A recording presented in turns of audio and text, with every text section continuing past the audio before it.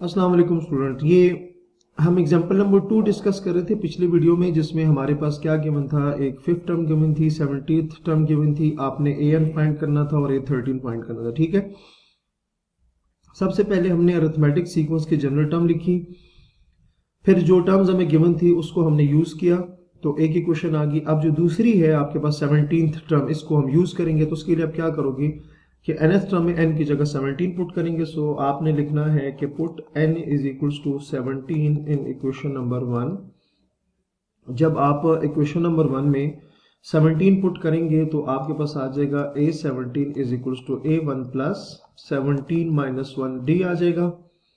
ठीक है, अच्छा अब a17 चले इसको सिंप्लीफाई कर ले, तो a17 जो होगा वो आपके पास आ जाएगा a1 प्लस 16d आ जाएगा। अच्छा अब a17 की जो वैल्यू है ना स्टूडेंट, वो आपको पता है कि वो क्या है, वो 49 है। तो आप a17 की जगह 49 पुट करोगे तो a1 प्लस 4d आ जाएगा। इसको आपने 2 का नाम दे देना। अच्छा अब आपके दो इक्वेशन आ गई, एक है a1 प्लस 4d 30 और दूसरी है आपके पास 49 और a प्लस d। आपने क्या करना है, इन दोनों को आपस में सब्ट्रैक्ट करना है। सो आप लिख सकते हैं कि सब्ट्रैक्टिंग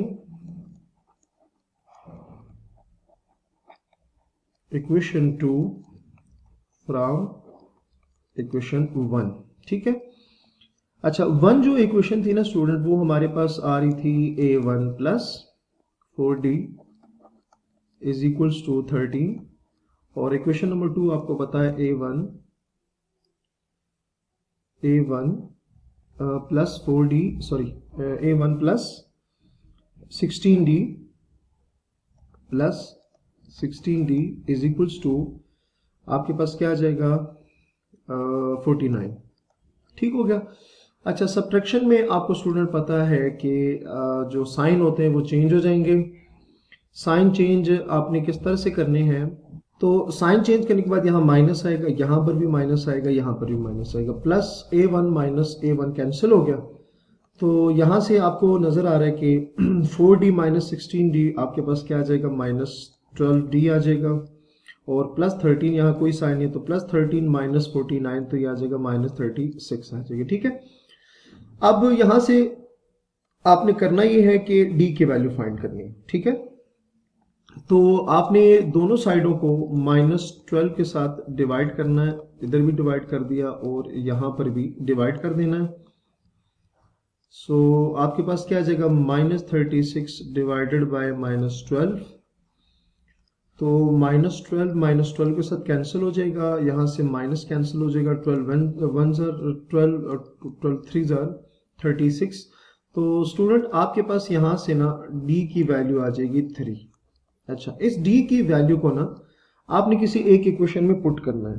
ठीक है, आपने क्या करना है, किसी एक इक्वेशन में उसको पुट करना है। तो आपने जब उसको किसी एक इक्वेशन में पुट करना है तो वहां से आपके पास a आ जाएगा। लेट से मैं कहता हूं कि मैं उसको पुट कर देता हूं 1 में, जो जो आपका दिल करे आप उसको वहां पे पुट कर सकते हैं। ठीक है, तो चले पुट कर देते हैं। तो आप लिखोगे कि put d is equals to 3, d is equals to 3 in equation number 2। ठीक है, जो दो इक्वेशंस आपने सॉल्व की ना उसी में से किसी एक में पुट करना है। तो आपके पास वो क्या थी, 13 is equals to a1 plus वो 4d थी। अब इसमें d की जगह आपने वैल्यू पुट करनी है, तो 13 is equals to a1 plus 4, d की वैल्यू क्या आ जाएगी 13। इसको सिंप्लीफाई करेंगे तो 13 is equals to a1 plus 4 3 12। आपको a की वैल्यू चाहिए, तो 13 minus 12 is equals to a1। So यहां से a1 की वैल्यू आ जाएगी 1। तो स्टूडेंट आपको क्या चाहिए, a1 चाहिए था, d चाहिए था। ठीक है, तो आपने a1 भी फाइंड कर लिया, आपने d भी फाइंड कर लिया। ठीक हो गया। अच्छा अब आपने स्टूडेंट फाइंड क्या करना था, फाइंड आपने ये करना था कि 30th टर्म आपने फाइंड करनी थी। अच्छा आपने कोई भी टर्म फाइंड करनी हो तो मैंने आपको कहा था कि आपने उसकी जनरल टर्म यूज करनी है। अब आपके पास आ गया a1 भी आ गया, d भी आ गया। आप वो जो a1 और d की वैल्यूज है ना उसको इक्वेशन नंबर 1 में पुट करेंगे, तो जिस सीक्वेंस के डेटा गिवन है ना उसकी nth टर्म आ जाएगी। ठीक हो गया।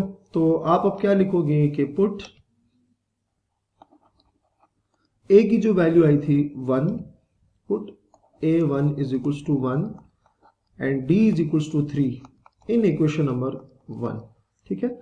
उसको वहां पुट करेंगे तो आ जाएगा an is equals to a1 plus n minus 1, d की वैल्यू क्या आ जाएगी 3। इसको सिंप्लीफाई करें तो 1 प्लस 3n माइनस 3 आ जाएगा, मजीद सिंप्लीफाई करें तो आ जाएगा 3n माइनस 2 आ जाएगा। सो ये जो 3n माइनस 2 आया है ना, ये हमारे पास ये जो जिस सीक्वेंस का डेटा हम इस एग्जांपल में यूज कर रहे थे ना, ये उसकी nth टर्म आ गई। ठीक हो गया, ठीक है। अच्छा, अब चूंकि आपने फाइंड करनी थी, आपने 30th टर्म फाइंड करनी है जो शुरू में गिवन है, तो उसके लिए हम क्या करेंगे, उसके लिए हम उसी तरह से जो आपको टर्म चाहिए होती है उसको nth टर्म में पुट किए जाते हैं। सो आप लिखोगे put n is equals to 30 in an, ये जो an के बने सही है। सो अब यहां से आ जाएगा 13, 3, ये आ जाएगा 13 माइनस 2, सही होगा। सो a13 39 माइनस 2, सो a13 जो आएगा ना आपके पास वो क्या आ जाएगा 37 आ जाएगा, ठीक है। सो जिस सीक्वेंस का हमारे पास डेटा गिवन था ना, उस सीक्वेंस की जो 30th टर्म होगी वो आपके पास क्या आ जाएगी 37 आ जाएगी। क्लियर। अच्छा, इसी तरह एक थर्ड एग्जांपल और हम लेंगे और उस एग्जांपल में हम क्या करेंगे, किसी भी अरिथमेटिक सीक्वेंस की जो टोटल टर्म्स होंगी ना वो टर्म्स फाइंड करेंगे, ठीक है। अच्छा, अब उसने क्या किया, find the numbers of term in the arithmetic progression. जब भी नंबर्स का कहा जाएगा तो इसका मतलब ये है कि आपने n बेसिकली फाइंड करना है। ठीक हो गया। a1 जो है गिवन है वो 3 है, d जो है वो आपके पास 7 है और an जो है वो आपके पास क्या है 59 है। ठीक हो गया जी, बेसिकली हमारे पास क्वेश्चन है। अच्छा, अब इसके लिए आपने करना ये है कि आप जनरल जो टर्म है वो लिखोगे। आपने लिखना है कि as an is equals to a1 plus n minus 1 d, इसको इक्वेशन नंबर 1 का नाम दे दें, ठीक है। अच्छा, अब यहां से देखें तो आपके पास an जो है वो 59 गिवन है, ये आ जाएगा। ठीक हो गया। a1 आपके पास 3 है प्लस n तो आपने फाइंड करना है, d आपके पास क्या है 7। इसको सिंप्लीफाई करें तो 3 प्लस 7n माइनस 7, उसके बाद 59, ये प्लस 7, ये minus 3 is equals to 7n आ जाएगा। ठीक हो गया। तो इसको सिंप्लीफाई करें तो आपके पास 7n क्या आ जाएगा, ये आ जाएगा आपके पास 59 प्लस 7, ये 66 माइनस 3 तो 63 आ जाएगा आपके पास, ठीक है। तो यहाँ आपने 63 लिखना है, आपने 7 को बोथ साइड पर डिवाइड करना है तो आपके पास क्या आ जाएगा n आ जाएगा, ठीक है। इस n का मतलब ये है कि आपके पास ये जो टर्म चल रही है ना, ये जो सीक्वेंस है जिसका डेटा गिवन है, इस सीक्वेंस में टोटल आपके पास 9th टर्म होगी, ठीक है। और आप इसको ऐसे भी कर सकते हो कि an आपको 59 गिवन था, इसका मतलब ये होगा कि a जो 9th वाली टर्म है वो कितनी होगी 59 होगी। मतलब इस सीक्वेंस में जो टोटल टर्म्स थी ना वो आपके पास क्या आ रही थी 9 आ रही थी। सो उम्मीद है आपको अरिथमेटिक सीक्वेंस की एग्जांपल समझ आ गई होंगे। तो अपना बहुत सारा ख्याल रखिएगा। अल्लाह हाफिज।